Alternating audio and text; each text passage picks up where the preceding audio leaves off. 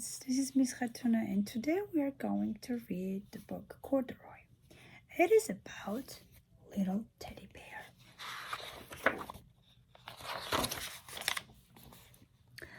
Corduroy is a bear who once lived in the toy department of a big store. Day after day, he waited with all the other animals and dolls for somebody to come along and take him home. Look at this store. It's a lot of kids and moms and dads and toys and everything in the store. The store was always filled with shoppers buying all sorts of things, but no one ever seemed to want a small bear in green overalls. This is his green overalls. Then, one morning, a little girl stopped and looked straight into Corduroy's bright eyes. "Oh, Mommy," she said, "look, there's the very bear I've always wanted." "Oh, no, not today, my darling," said Mother. "I've spent too much already. Besides, he doesn't look new. He's lost the button to one of his shoulder straps." Corduroy looked very sad. He looked very sad. And Girl looked very sad too, but what he can do? She had to go with Mama. Corduroy watched them sadly as they walked away. "I didn't know I'd lost the button," he said to himself. "Tonight I'll go and see if I can find it."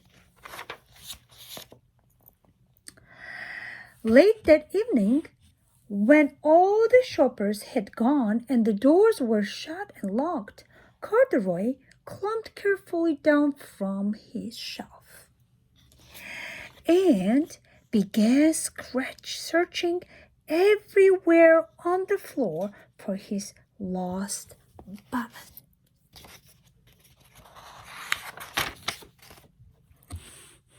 Suddenly, he felt the floor moving under him. Quite by accident, he had stepped onto an escalator, and up he went.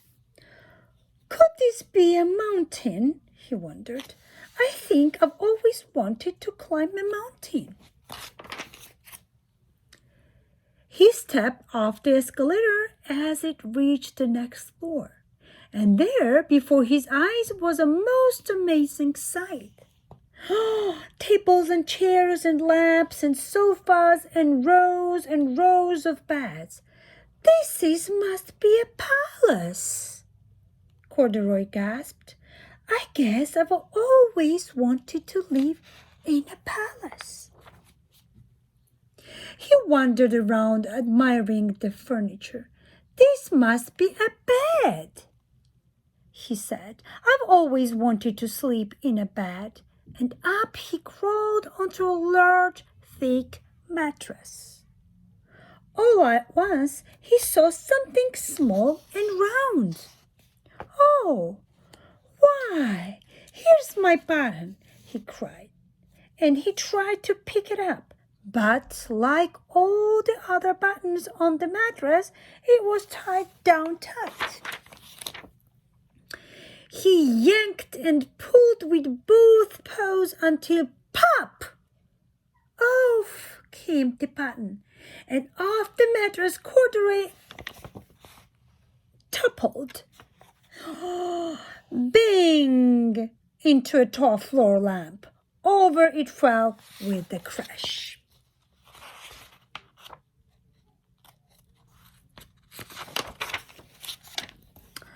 Corduroy did not know but there was someone else awake in the store.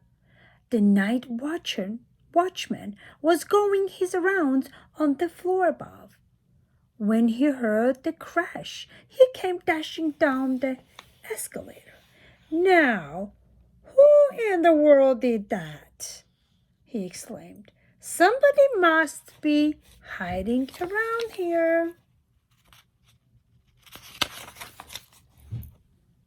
Look, he's hiding. Look at his ears.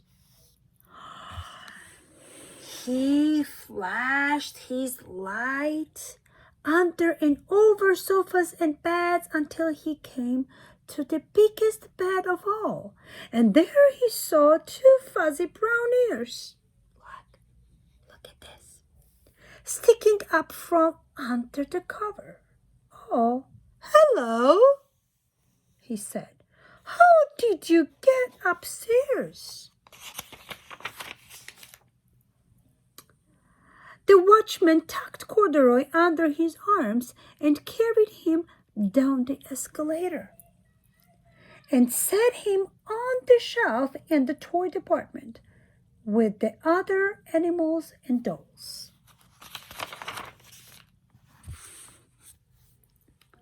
Corduroy was just walking up when the first customers came into the store in the morning, and there looking at him with a wide, warm smile was the same little girl he'd seen only the day before. I'm Lisa, she said, and you are going to be my very own bear. Last night I counted what I've saved in my piggy bank, and my mother said I could bring you home.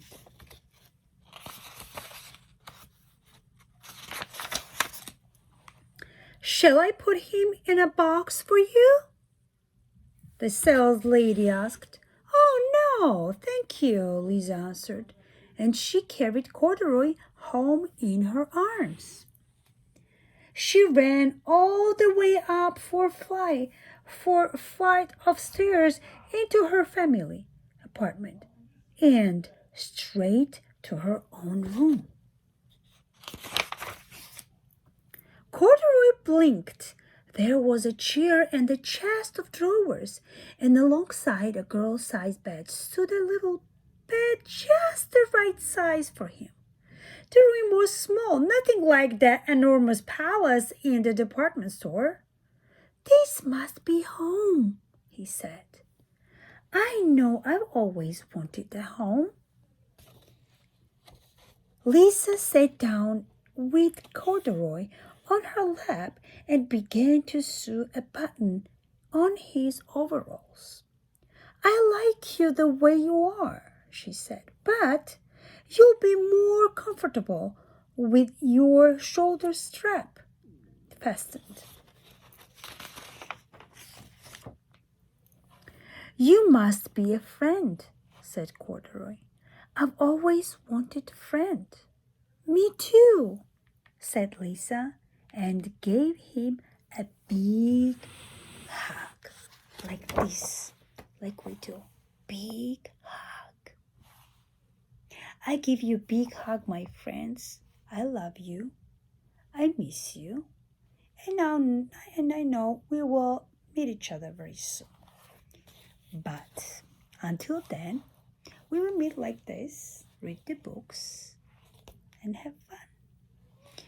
Thank you, and see you next time. Bye-bye.